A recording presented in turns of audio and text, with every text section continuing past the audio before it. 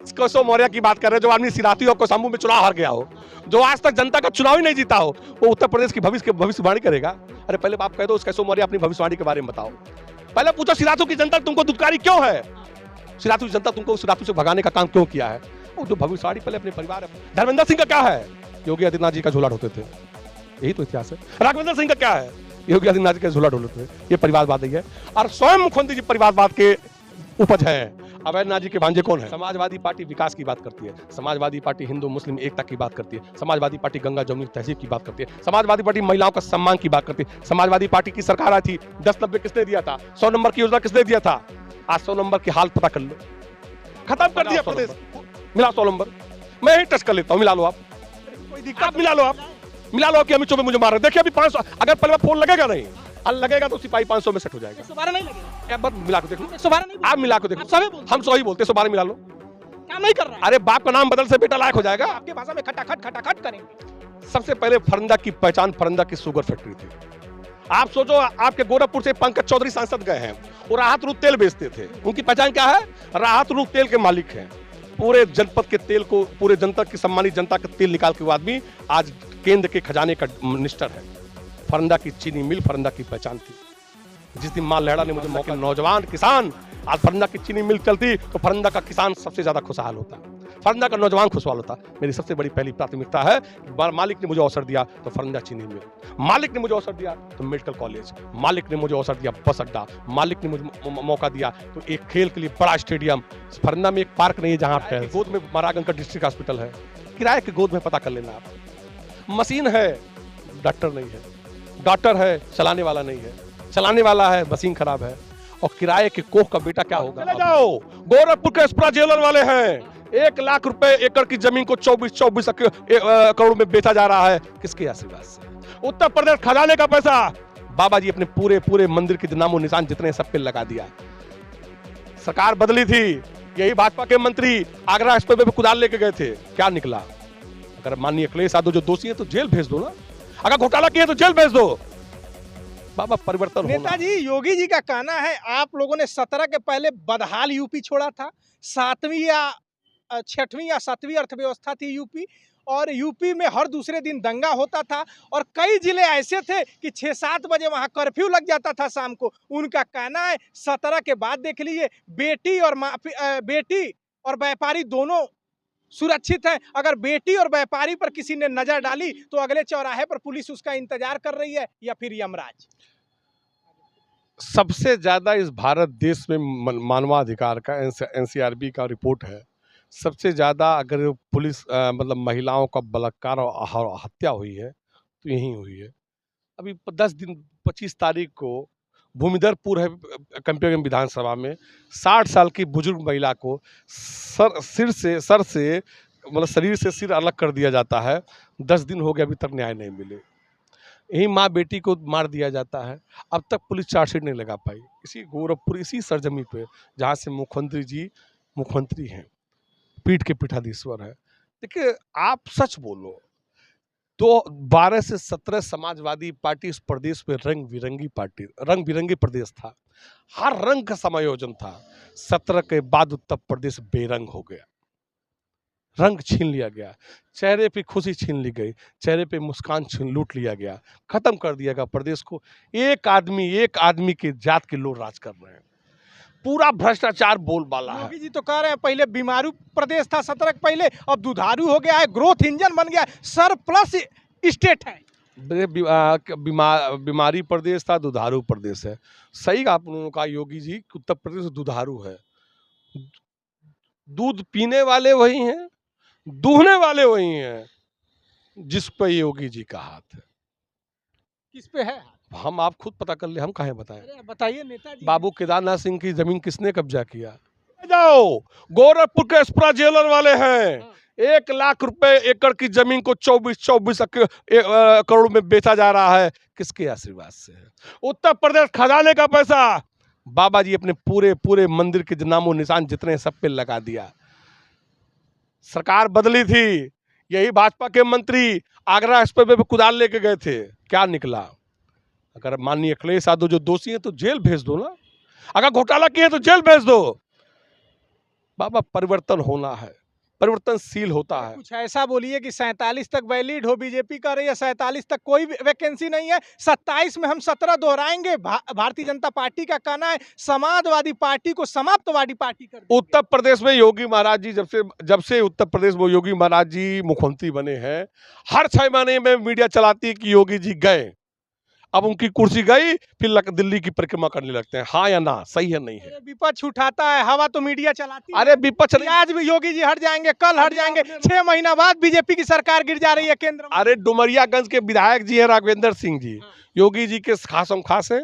उन्होंने भी ये भाषण में परसों नरसों भाषण में कहा, जब से योगी जी आए हैं तब से सब लोग हटाना चाहते हैं, कुर्सी छीनना चाहते हैं। सुना था नहीं सुना था? अब सुन लीजिएगा। समाजवादी पार्टी विकास की बात करती है, समाजवादी पार्टी हिंदू मुस्लिम एकता की बात करती है, समाजवादी पार्टी गंगा जमुनी तहजीब की बात करती है, समाजवादी पार्टी महिलाओं का सम्मान की बात करती है। समाजवादी पार्टी की सरकार आई थी, 10-90 किसने दिया था? 100 नंबर की योजना किसने दिया था? आज 100 नंबर की हाल पता कर लो, खत्म कर दिया प्रदेश की। रिस्पांस टाइम इतना अच्छा है, फोन करिए तुरंत आपके सेवा में तत्पर। मिलाओ 100 नंबर, मिलाओ 100 नंबर, मैं ही टच कर लेता हूँ, मिला लो आप।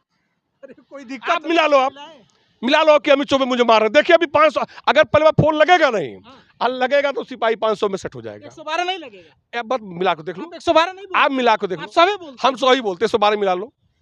काम नहीं कर रहा है। अरे बाप का नाम बदल से बेटा लायक हो जाएगा, बाप का नाम बदल दो कि बेटा लायक हो जाएगा।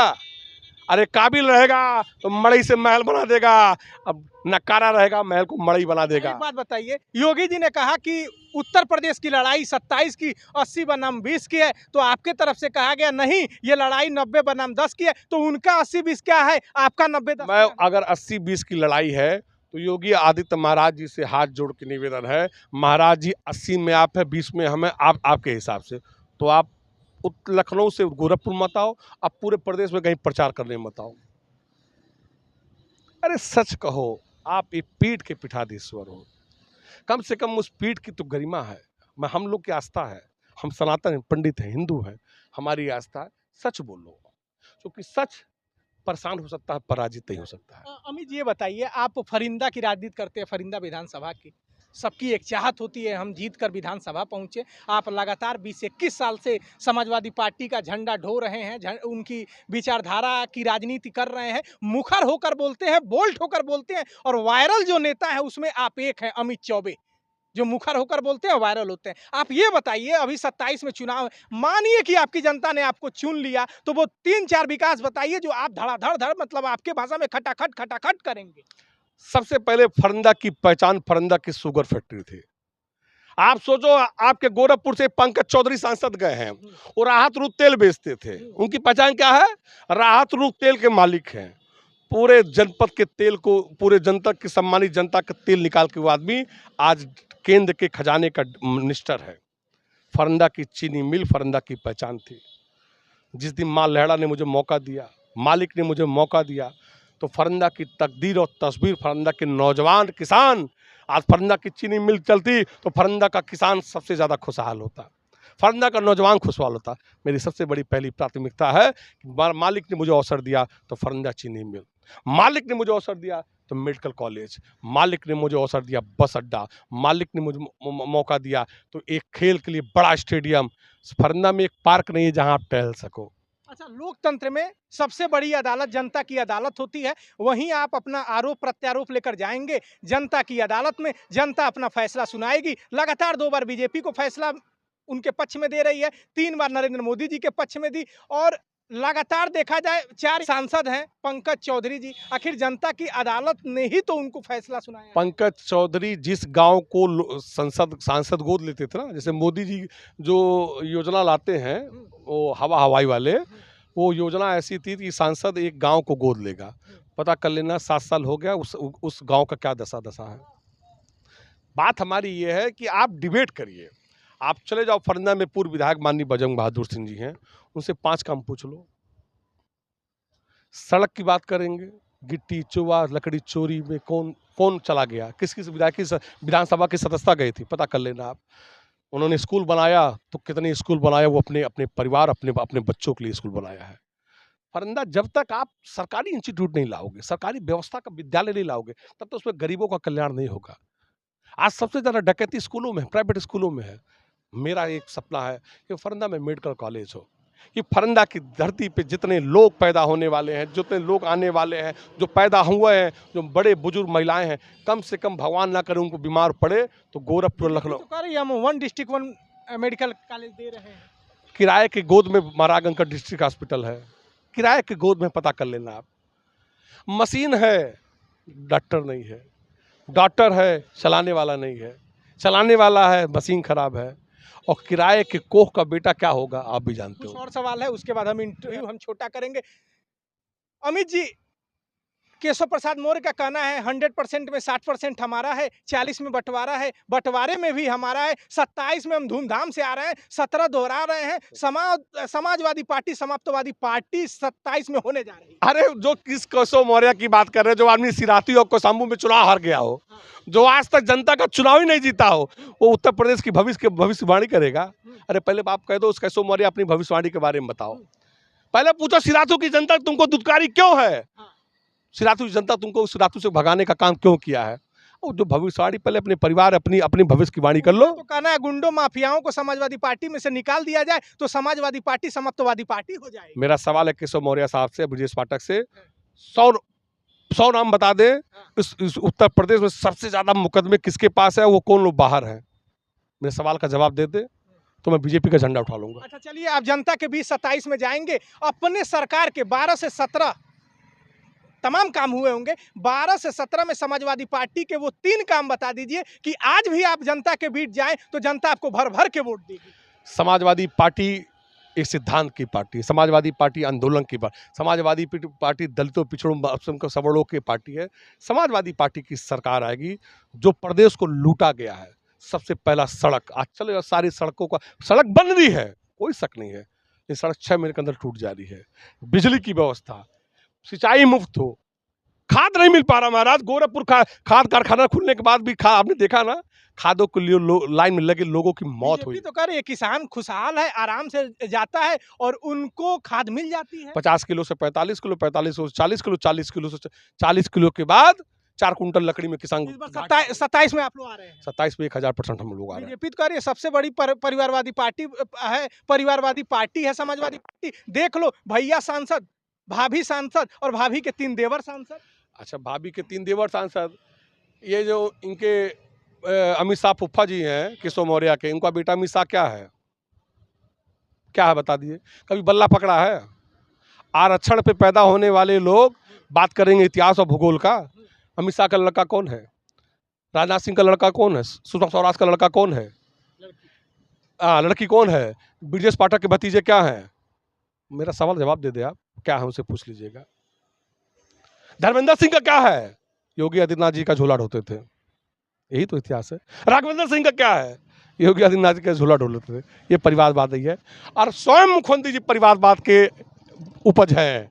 अवैधनाथ जी के भांजे कौन है, अवैधनाथ जी के भांजे सम्मानित, अवैधनाथ जी का मैं बहुत सम्मान करता हूँ, बहुत सम्मानित लोग हैं।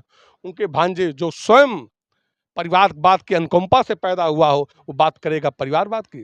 27 में आ रहे हैं 1000% 27 के सत्ताधीश माननीय अखिलेश यादव। तो ये अमित चौबे थे, ऐसे ही बोलते हैं, तथ्य तर्कों के साथ बोलते हैं और खुलकर बोलते हैं, और फरिंदा विधानसभा में की राजनीति करते हैं। समाजवादी पार्टी की इस बार अगर इन पर बर्दाश्त रहा और इनको चुनाव में उतारा गया, अगर वो ये जीत कर आए तो इन्होंने बताया कि क्या क्या करेंगे। तमाम आरोप इन्होंने लगाया, और जब से 24 में समाजवादी पार्टी 37 सीटें जीत कर आई है और इंडिया गठबंधन के साथ 43 सीटें जीत कर आई है। अमित चौबे जी का कहना है, तमाम समाजवादी पार्टी का कहना है कि एक लोकसभा में 5 विधानसभा माना जाता है। अगर गुणा अगर गुणा कर दीजिए, मल्टीप्लाई कर दीजिए तो हमारी सरकार बनती नजर आ रही है। और इस बार पीडीए का जादू चलेगा, समाजवादी पार्टी इस बार सरकार में आएगी, पीडीए के जादू से आएगी, पीडीए की रणनीति से आएगी। तो ऐसे ही युवाओं से, ऐसे ही नेताओं से हम इंटरव्यू करेंगे और जानने की कोशिश करेंगे कि 27 का सत्ताधीश कौन। अभी मेरे पास बहुत प्रश्न थे, बिहार पर हम जाते